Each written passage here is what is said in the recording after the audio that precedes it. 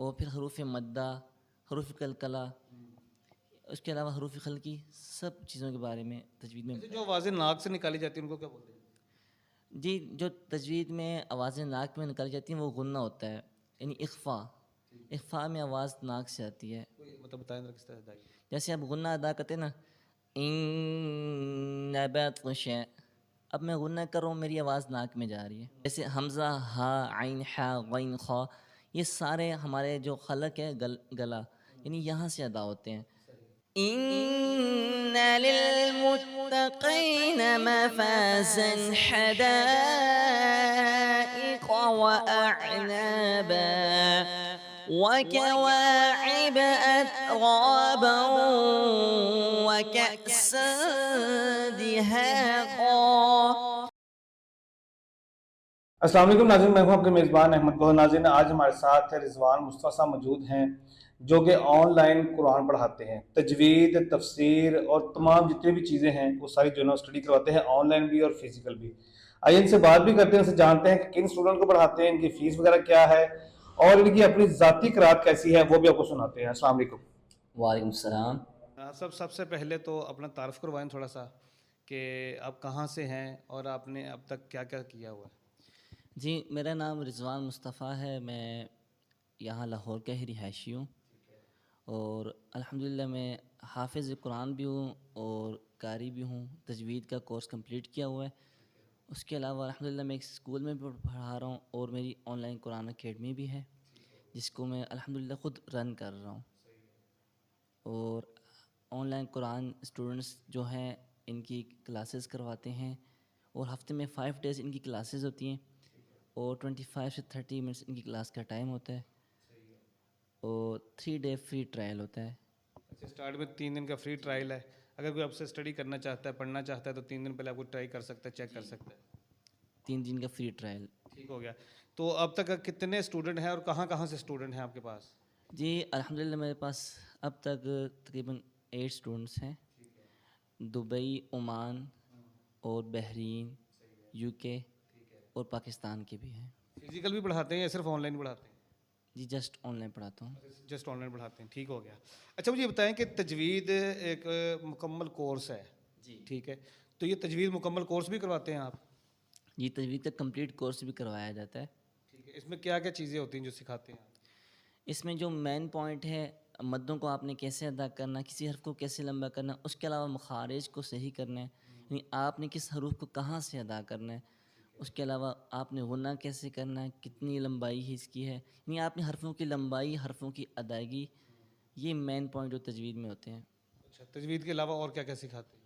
تجوید کے علاوہ ترجمہ، تفسیر، اور اس کے علاوہ دینی دینی تعلیمات، نماز، کلمے، دعائیں. یہ جو بیسک چیزیں ہیں وہ ساری سکھاتے ہیں. جی بالکل. ٹھیک ہو گیا. اچھا، تفسیر کا بھی آپ نے ذکر کیا ہے، تو تفسیر کون سی کرواتے ہیں؟ جی تفسیر یہ مفتی تقی عثمانی صاحب کی ہے. تقی عثمانی صاحب کی.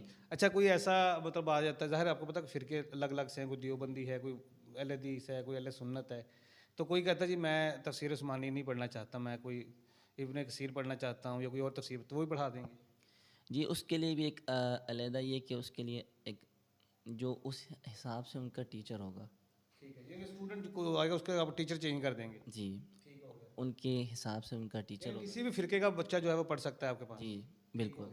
چونکہ ابھی تجوید کا ذکر ہوا ہے تو تجوید کے اوپر میں خود بڑا زور دیتا ہوں. ٹھیک ہے، یہ کیونکہ یہ بڑی مطلب اہم چیز ہے خاص طور پہ قرات کرنے کے لیے.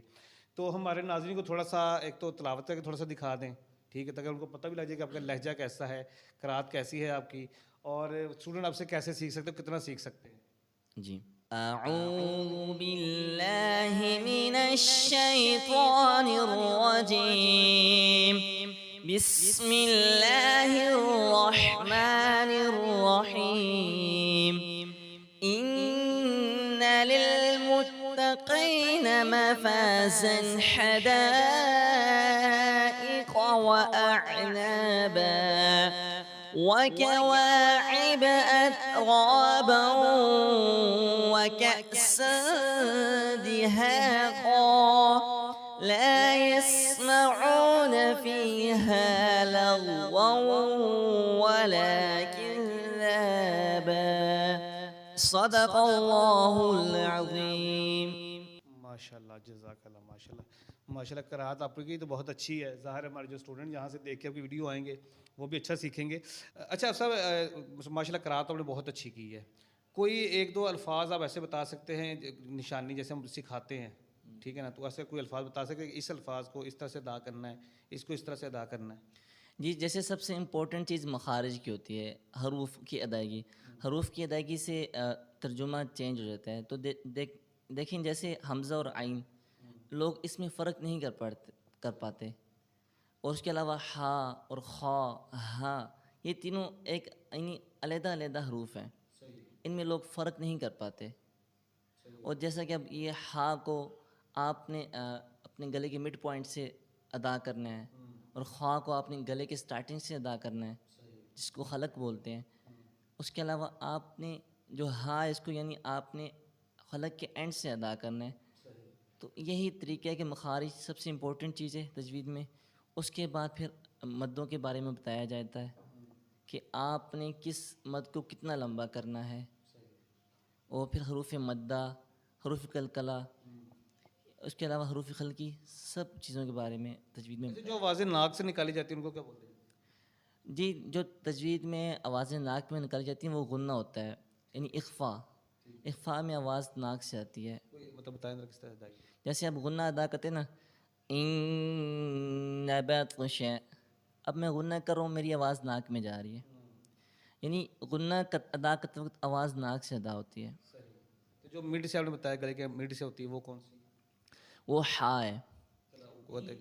حروف خلقی 6، جیسے حمزہ، ہا، عین، ہا، غین، خا، یہ سارے ہمارے جو خلق ہے گلا، یعنی یہاں سے ادا ہوتے ہیں.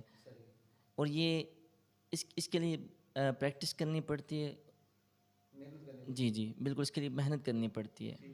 اچھا، یہ تجوید کا جو کورس ہے یہ مکمل کتنی دیر میں ہو جاتا ہے؟ جی، یہ 6 منتھ کا کورس ہوتا ہے. اور اس کے علاوہ بات پھر وہی آتی ہے، بچے کے مائنڈ پہ ڈیپینڈ کرتا ہے کہ بچہ کس مائنڈ کا ہے، کس حساب سے بچے کو لے کے اگر میرے جیسا نالائق اسٹوڈنٹ ہو تو کتنی دیر میں کر سکتا ہے؟ جی، اسٹوڈنٹ نالائق ہے، پڑھنا چاہتا ہے تو کتنی دیر میں کر لے گا؟ وہ بھی تقریباً 6 سے 7 منتھ میں ہو جائے گا انشاءاللہ. لیکن یہ ہے کہ ایک منتھ بعد سمجھ آنے لگ جاتا ہے. اچھا، مجھے بتائیں کہ کلاس کا ٹائم کیا ہوتا ہے اور اس کی فیسز وغیرہ کتنی ہیں؟ جی، کلاس کا جو ٹائم ہے یہ 25 سے 30 منٹس ہے، ٹھیک ہے. اس کے علاوہ جو 5 ڈیز کلاسز ہوتی ہیں، سیٹرڈے سنڈے چھٹی ہوتی ہے. جو فیس ہے جو پاکستان کے اسٹوڈنٹس ہیں ان کی تو پاکستان کے حساب سے فیس ہے 3000.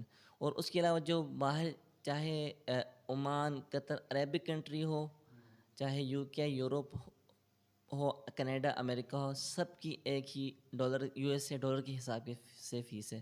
USA ڈالر کے حساب سے فیس ہے. جو منیمم فیس ہے وہ 25 سے 30 ڈالر ہے. 25 سے 30 ڈالر، ٹھیک ہو گیا. اچھا، مجھے بتائیں کہ بہت سارے مطلب جو باہر لوگ بیٹھے ہیں وہ ظاہر زیادہ تر پاکستانی ہیں، انڈین ہیں، یا بنگلہ دیش کے جو اردو سمجھنے والے لوگ ہیں، ٹھیک ہے نا، تو وہاں پہ ان کو ٹیچر نہیں ملتے، تو ان کے لیے تو آپ مطلب سکھانے کے لیے بیٹھے ہوئے ہیں. کچھ ایسے اسٹوڈنٹ بھی ہوتے ہیں جو مطلب انگریزی بولنے والے ہیں، یا عربی بولنے والے ہیں، یا انڈونیشین ہیں، یا کوئی اور زبان ہے، اگر وہ آپ سے رابطہ کرتا ہے تو ان کو بھی پڑھا سکتے ہیں آپ؟ جی، اس کے علاوہ ہم انگلش میں بھی ٹیچ کرتے ہیں.